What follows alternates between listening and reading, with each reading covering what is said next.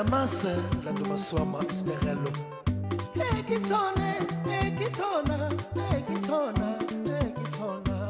Olale, kanda jama, dikondo kasi, dikondo kudi. Olale, kanda jama, dikondo kasi, dikondo kudi.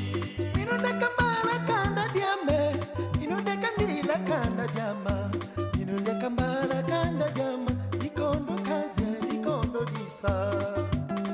La Pape, Dr Gomez, Viemadiata. Inonde kambala kina kwende, inonde kanyonga nona kwenda. Inonde kambala kina kwende, kitona, kitona. Olale, kanda jama, dikondo kasi, dikondo kudi. Olale, kanda jama, dikondo kasi, dikondo kudi. Inonde kambala kanda diame, inonde kanyonga na kanda diama. Nana yandi butuka kanda di pasi, dikondo kasi, dikondo gudi. Moses. Bonjour chers tous, je vous salue, je vous dis bien les bonnes choses depuis la province des Congo central, chez les Congo. Ici nous sommes dans les territoires de Mwanda, plus précisément à Banana, là où se situe, là où le Fabien Diekoukaou a découvert, selon l'histoire de ceux qui nous enseignent à l'école, là où il a découvert l'embouchure du fleuve Congo, le majestueux fleuve Congo. Ici nous sommes plus précisément à Banana, donc vous pouvez observer l'océan et puis le fleuve de l'autre côté. C'est l'embouchure, c'est l'endroit où on nous enseignait à l'école, c'est là où on nous expliquait avec tout un tas de théories, alors que la réalité est autre. Je pense que ça remonte 3 ans déjà.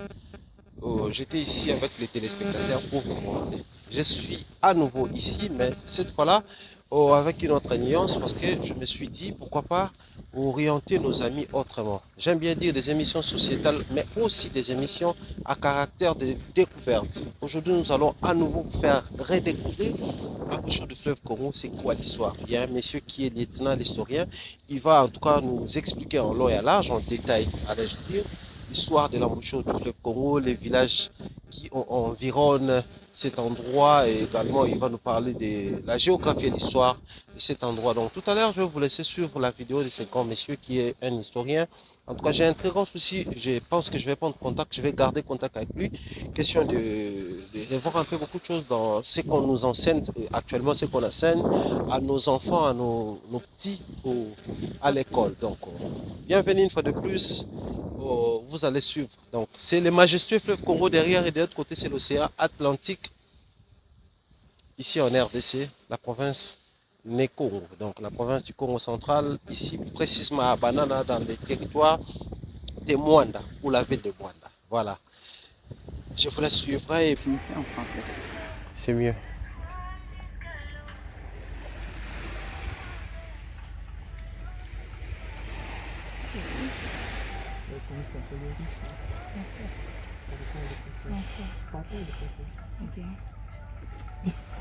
Alors, on peut débuter? Oui. Merci. Alors, je me présente.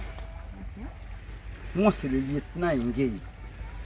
Lieutenant Ngei, c'est un officier de la force navale à Banane. Je suis marin, je suis navigant. Comme j'ai vécu longtemps à Banane, en tant que marin, navigant, un chercheur, un intellectuel, c'est moi le promoteur de cette histoire au sein du pays. Alors, nous sommes ici à la pointe de Banane. Banane, vous voyez, a la forme d'un presqu'île. Le presqu'île, c'est quoi? C'est une partie de la terre qui est un peu avancée vers les eaux. C'est ça le presqu'île de Banane.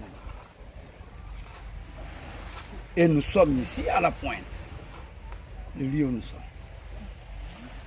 Sur place ici à la pointe de Banana, j'accueille le professeur des universités du pays du monde, les étudiants aussi également, les ambassadeurs, les missions diplomatiques, mes officiers supérieurs et généraux du pays, les politiciens du pays, les élèves et la population. Alors, nous sommes ici à la pointe de Banana. Nous sommes ici à la pointe de Banana. Alors, Les pierres que vous voyez là-bas, et d'autres pierres de l'autre côté sont là-bas, la distance à 150 mètres, c'est notre pointe de banane. Et les eaux ici que vous voyez, tous ces eaux ici, ce sont les eaux salées de l'océan. Ce sont les eaux salées de l'océan. Et de l'autre côté, c'est le bras du fleuve Congo. Le bras du fleuve Congo. Mais ça subit l'influence des eaux de l'océan. Tous ces eaux ici, c'est salé. Tous ces eaux que vous voyez là-bas, c'est salé. Et en face de nous, c'est Soyo, une ville angolaise. Mais les eaux sont salées. Okay. Tandis que les 2 km au centre, les 2 km au centre, ce sont les eaux douces du fleuve Congo, désobéissent l'océan et continuent à couler jusqu'à 135 km. Observez au centre, comme une ligne, aux eaux un peu claires là-bas au centre, comme une ligne qui continue. Ce sont les eaux douces du fleuve Congo, mais les eaux ne sont pas salées. La partie ici. Ok. On va en partie. Observons un peu la carte. La partie qu'on appelle en jaune ici, c'est la nationale numéro 1 du pays. Le kilomètre 0, c'est ici à Banane. La route numéro 1 du pays. Le kilomètre 0, c'est ici à Banane. Lorsque vous quitterez Banana, vous serez à Mwanda, à Boma, à Matadi, à Kinshasa, à Bandundu, au Kasai, au Katanga, jusqu'à Kasumbalesa. Kasumbalesa, c'est la frontière du Congo et la Zambie. De Lubumbashi à Kasumbalesa, la distance est à 92 km. De Banana à Kasumbalesa, la distance est à 3259 km. 3259 km. Banana, Kasumbalesa. Nous revenons encore à la pointe de Banana ici. De Banana à Soyo, la distance c'est 8 km. Au niveau de 8 km, les eaux se sont subdivisées en 3 parties. Le 3 km vers Soyo, les eaux salées de l'océan. Les 3 km vers Banana, les eaux salées de l'océan. Tandis que les 2 km au centre, ce sont les eaux douces du fleuve Congo, désobéissent l'océan et continuent à couler jusqu'à 135 km au niveau de l'océan. On va en parler. Observons un peu notre côte. Notre pays, à travers le territoire de Mwanda, où nous avons notre côte océanique ici, à 35 km. Le niveau de 35 km ici que vous voyez, c'est-à-dire, ça c'est Kabinda, ça c'est Mwanda. La frontière entre Kabinda et Mwanda, c'est Tiende Mbanda. Sianfumu, Mwanda village, Mwanda ville et Banana, nous savons que 35 km de notre côte. Et au sein de notre 35 km ici, nous n'avons pas une période de l'inondation, parce qu'il pleut beaucoup, ou de la sécheresse parce qu'il ne plaît pas. Nous, on ne bénéficie pas de cette responsabilité dans notre côte ici. Pendant la saison de pluie, pendant la saison de cherche, la situation reste la même. Okay. Mais ce que nous observons chaque jour ici, c'est le problème des eaux de l'océan. Les eaux de l'océan, ça se constitue sous forme de tourbillons et quitte l'océan, inonde notre milieu ici pendant 6 heures de temps, de part et d'autre, pendant 6 heures de temps, nous disons ça la marée haute. Les eaux en provenance de l'océan inondent notre partie ici. Pendant 6 heures de temps, nous disons ça la marée haute. Et les 6 heures du temps plus tard, les mêmes eaux qui étaient rendues dans nos bras vont quitter nos bras pour regagner l'océan. Ça, c'est la marée basse. On a été à la marée basse et nous sommes maintenant au début de la marée haute. Et les eaux arriveraient là où vous voyez les ordures ici. Il y a eu beaucoup de ordures que j'ai essayé d'enlever du temps. Ok. Et ça se fait chaque jour pareillement. La marée haute, 6 heures du temps. La marée basse, 6 heures du temps. Et durant toute une journée, nous avons 4 fois le mouvement des marées. La marée haute, 6 heures. La marée basse, 6 heures, 12 heures. la marée haute, 6h, 18h, la marée basse, 6h, 24h, c'est-à-dire 6h, 12h, 18h, 24h. 4 fois. Et dans la même circonstance, il y a un décalage. Si aujourd'hui, la marée haute était à 8h, le demain serait 9h, le lendemain 10h, 11h, ainsi de suite. Un décalage linéaire du temps la veille. Pourquoi ça? Lorsque les eaux quitteraient nos bras, et quitteraient l'océan pour regagner nos bras pendant 6 heures du temps,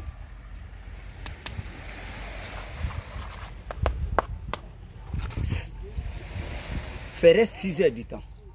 Et après 6 heures du temps, les eaux feront l'arrêt de 15 minutes sans mouvement.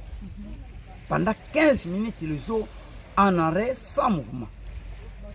Les eaux inertes pendant 15 minutes.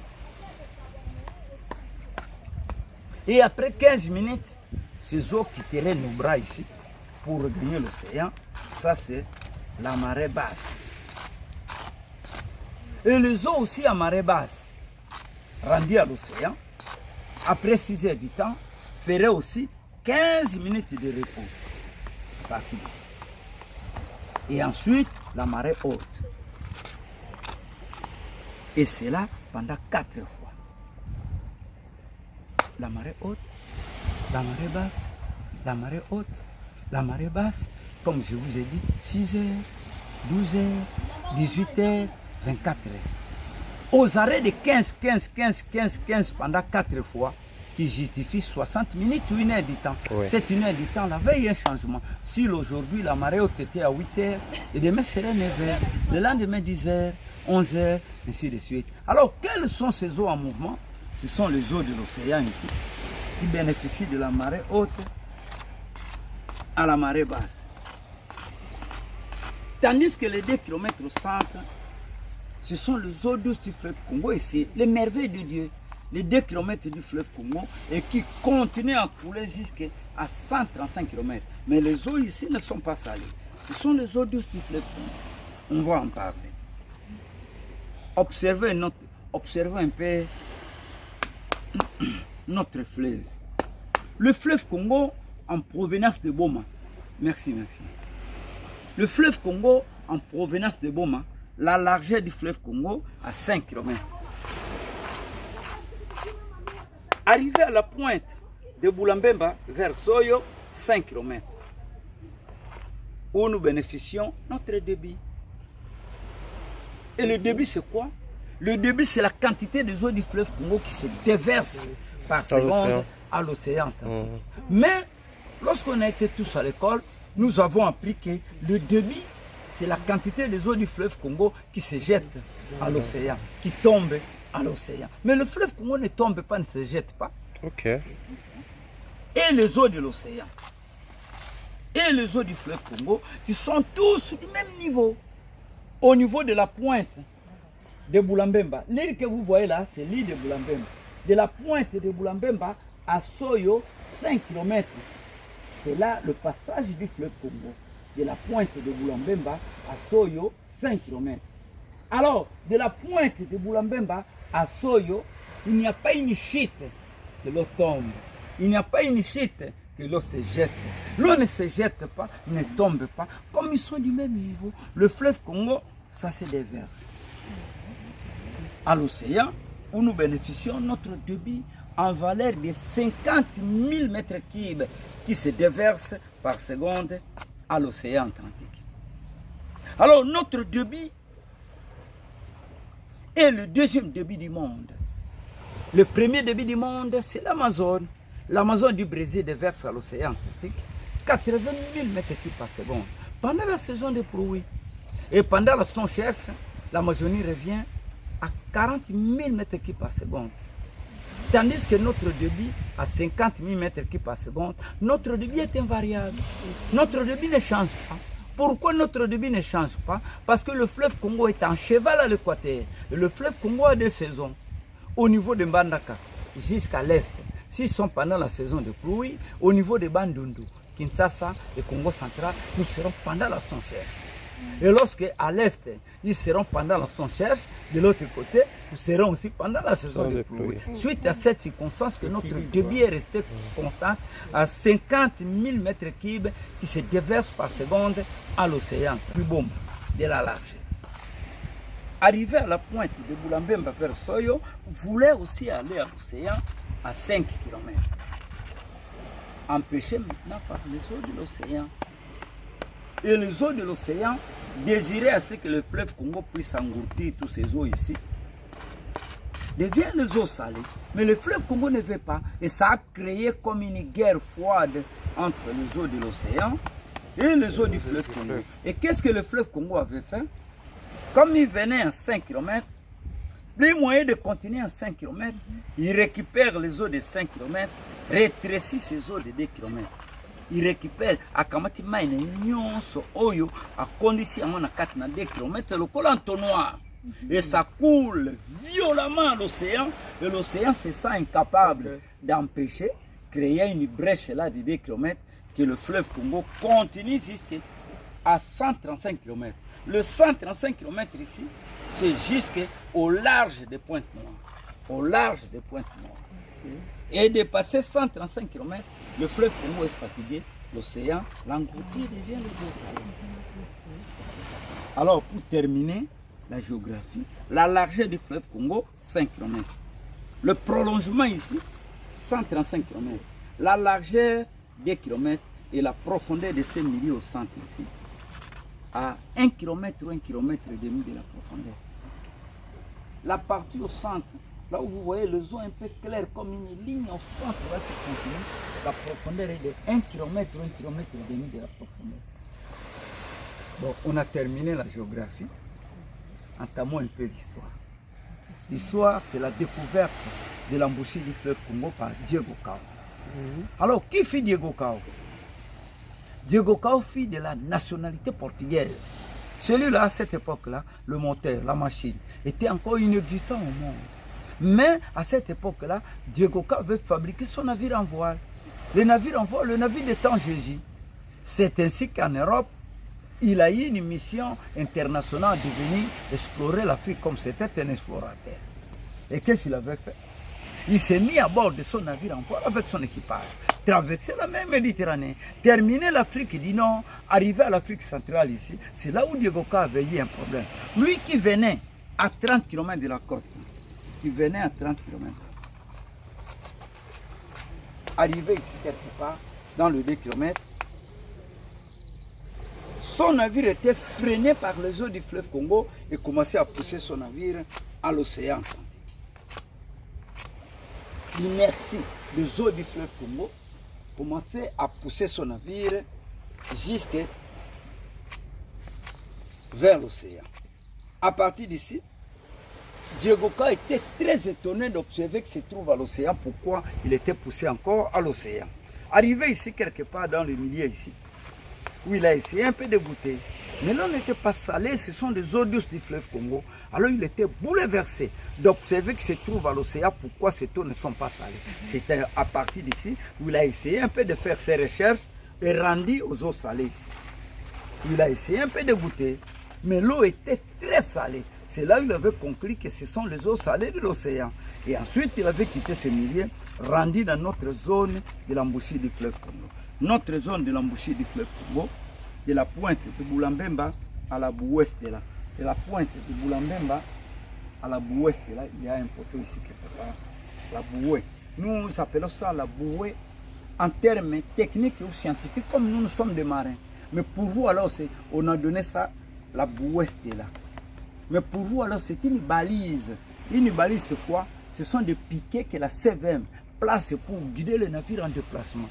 Et la balise ici guide le navire en provenance de l'Europe, de l'Amérique, de l'Asie, de l'Océanie, en destination de Boma et de Matadi. De la Bououé ici, à Boulambemba, 14 km, où Diego Cao s'est introduit dans les 2 km. Au niveau des 2 km, il a été violemment poussé par les eaux du fleuve Congo vers l'océan. C'est là qu'il avait compris. Il avait dit ceci, de l'autre côté, il était poussé. De l'autre côté, il était violemment poussé. comme il était violemment poussé, c'est là qu'il avait conclu que certainement il y a la pénétration du fleuve à l'océan. C'est ainsi que Diego Cao nous a signifié qu'il a découvert notre embouchure du fleuve Congo en 1482 au 15e siècle. Et voici notre embouchure du fleuve Congo de la pointe de Boulambemba. L'île que vous voyez là-bas, c'est l'île de Boulambemba. De la pointe de l'île de Boulambemba à Soyo, 5 km. Au centre là, les eaux claires que vous voyez au centre là, au centre, ce sont les eaux douces du fleuve Congo. Mais alors, c'est notre embouchure du fleuve Congo. Après la découverte de notre embouchure du fleuve Congo, il était rendu aux eaux salées ici quelque part. Et là, il avait mouillé son ancre à Boka Kilongo. Connaissez-vous Longo? Oui, là, Ancre. ouais. Oui. Et son navire était stationné et rendu à Boulambemba à bord d'une pirogue. Au niveau de Boulambemba, il avait trouvé là-bas des tribus, les Baviri et les Bawoyo. Mais les Baviri se sont immigrés actuellement à Pointe-Noire. Kitamwanda immigré à Pointe-Noire. Mais à cette époque-là, Diego Cao les avait trouvés à Mwanda et à Boulambemba. Sur place à Boulambemba, Diego Cao les avait approchés. Mais ce jeune homme était curieux de voir pour la première fois l'homme blanc. Mais Diego Cao lui a posé des questions en français, en anglais, en espagnol, en portugais. Les enfants n'étaient pas, ces pêcheurs à Boulambemba n'étaient pas en connaissance de toutes ces langues où il n'y avait pas la communication. Mais alors, il y a eu un jeune frère pêcheur à Boulambemba. Lui s'est tenu debout, par son incompréhension, est allé secouer ses grands frères. Et il disait à ses grands frères, mais parlez, répondez à ce modèle, parlez, mais il disait ça à langue woyo. À langue woyo, il disait, Bulumbembo, Bulumbembo, Bulumbembo, qui signifie parler, parler. Et Diego Cao, en écoutant le mot Bulumbembo, Bulumbembo, lui, il a eu l'idée qu'on vient de lui signifier le nom de cette île ici. Lui, il avait transformé le nom. Au lieu de Bulumbembo, lui, il avait entendu Boulambemba. Et il avait noté que cette île ici s'appelle Boulambemba. Et le nom est resté jusqu'à nos jours où il était mis à bord de son navire, à bord de sa pirogue, à bord de son navire, où il avait continué sa navigation vers l'Afrique du Sud. Après l'Afrique du Sud, qu'il était de retour en Europe, où est allé officialiser qu'il a découvert l'embouchure du fleuve Congo en 1482, c'était au 15e siècle. L'histoire est terminée, mais il y a quelques petits propos ici à vous signaler. D'abord, Boulambemba. Boulambemba, vous voyez, l'île que vous voyez là-bas, l'île de Boulambemba, à l'époque coloniale, fit le camp militaire. À l'époque de Mobutu, fit la prison, où Mobutu avait incarcéré quelques autorités politiciennes à Boulambemba. Alors, actuellement, le camp militaire n'est plus, la prison aussi n'est plus. Nous habitons maintenant à Banana ici. Mais le pays, ça reste que des vétistes et des habitations à Boulambemba. Mais le pays songe à réhabiliter Boulambemba intérieurement. Alors, un problème d'importance capitale, c'est Tompo. Tompo, les arbres, vous voyez là-bas. Les arbres là-bas, au fond, là. C'est îlot de Tompo. Îlot, c'est le minuscule de l'île. C'est un îlot. Alors, le contour de cet îlot est de 10 km. Alors, le pays va draguer bientôt îlot de Tompo ici. J'étais ça à Boulambemba. C'est ici où on va construire le port à notre fonte de bananes. Okay. Alors, les mots de la fin, banane. Banane, vous voyez, à cette époque-là, le milieu ici ne s'appelait pas banane. Et qu'est-ce qui est arrivé? Au début du XVIIe siècle, il y a eu quelques blancs qui sont venus de l'Europe. Qui étaient ces blancs? C'était des Belges, des Français, des Anglais, des Allemands, des Hollandais et des Portugais. Ils sont arrivés ici à bord de leurs navires en voile, accostés à Banane, dans le cadre du traité des esclaves.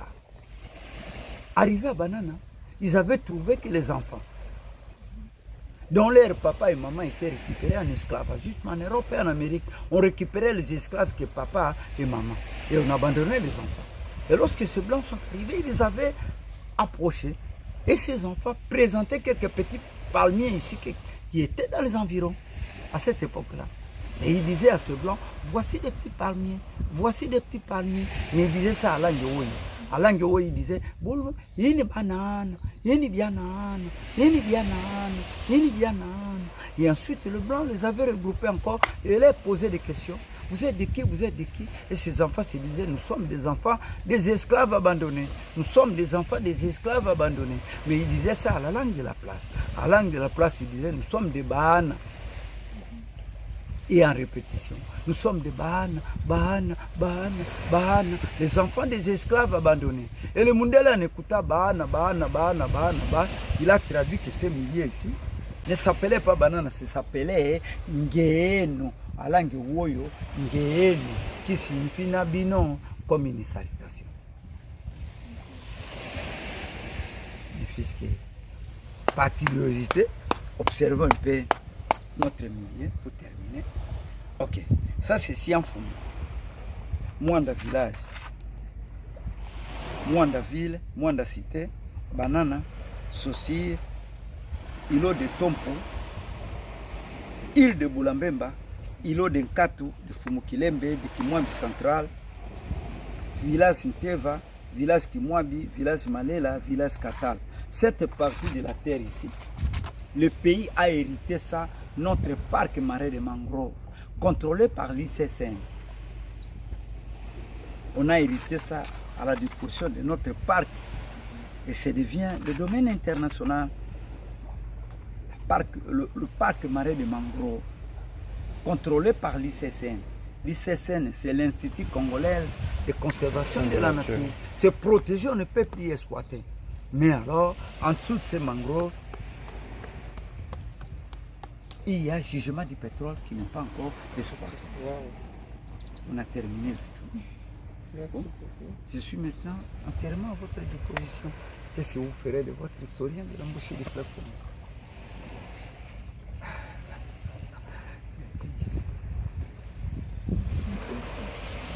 Bon, l'histoire que vous venez d'écouter, c'est mes œuvres à moi. Ok. Que j'ai vécu pendant au moins une vingtaine d'années ici à Banana. Et mes recherches sont arrivées à atteindre le but ici. Et on a validé ça au niveau international. Et c'est moi le promoteur de cette histoire.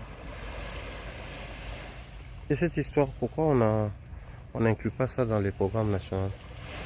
Parce qu'il y a des petits détails que vous donnez ici qui vont à la contre de ce qu'on enseigne. Oui, mais les éducateurs, les ministres de l'enseignement primaire et secondaire, ils arrivent très souvent ici. Pourquoi ils n'ont pas eu l'occasion de m'inviter ou bien de faire quand même un petit brochure comme ça pour la situation de l'embouchure du fleuve. Et pourtant, à Kinshasa, ils organisent au niveau de l'EPST, ils organisent des ateliers et autres. Ce concerne les programmes, la découverte ici et tout ce qui va avec. Bon, j'observe qu'ils viendront ici et je vais certainement leur signifier la véracité de ces milieux. Ok. Merci beaucoup. Je suis maintenant entièrement à votre disposition. Qu'est-ce que vous ferez de votre historien? On est là. Il y a, je ne sais pas, ici sur place, il y a possibilité d'organiser soit, je ne sais pas, des randonnées pour que les gens voient de près ce que vous nous disiez tout à l'heure. Genre, il y a possibilité d'aller au bureau de l'ICCN. Oui. Là, les bureaux provinciaux ou nationaux? Le bureau sur place ici à Ok. Le bureau de Mwanda. Ok. Le bureau de l'ICCN à Mwanda ici, où les gens essayent un peu de visiter. Vous vous rendez là-bas, vous entretenez avec ces autres, vous fixez le temps ou le jour, oui. Vous serez à bord d'un canot rapide, vous allez sillonner, observer les mangroves, observer même notre embouchure du fleuve Congo de près. Ok. Ça, c'est bien. Et observer aussi Boulambemba, qui reste que ça. des vétistes et des habitations. Parce que c'est très important dans le cadre de l'histoire, visiter des endroits comme ça. Bon, ça va. Merci vous pouvez beaucoup. alors aller prendre des photos sur les pierres là-bas pour justifier que vous êtes arrivé à l'embouchure. Et je suis maintenant entièrement à votre disposition. Merci. Je gagne Boulambemba. regagne Boulambemba et ensuite Molo Molo, il essaye un peu de rejoindre de l'autre côté. Les risques qu'à partir d'ici, cette bannière va certainement arriver jusqu'à de l'autre. Parce que le courant marin de ces milieux ici est très rapide. Il est 2 km. C'est pour cela, vous voyez, à partir ici, la profondeur est tellement avancée parce que le fleuve, avec ses 2 km, arrivé ici, 5 km, les eaux de 5 km dans les 2 km coulent violemment et ramassent à partir de la terre qui trouve ici, amène ça, des sacs, et fait un trou très profond à 1 km ou 1 km et demi, où nous appelons ça un arsenal.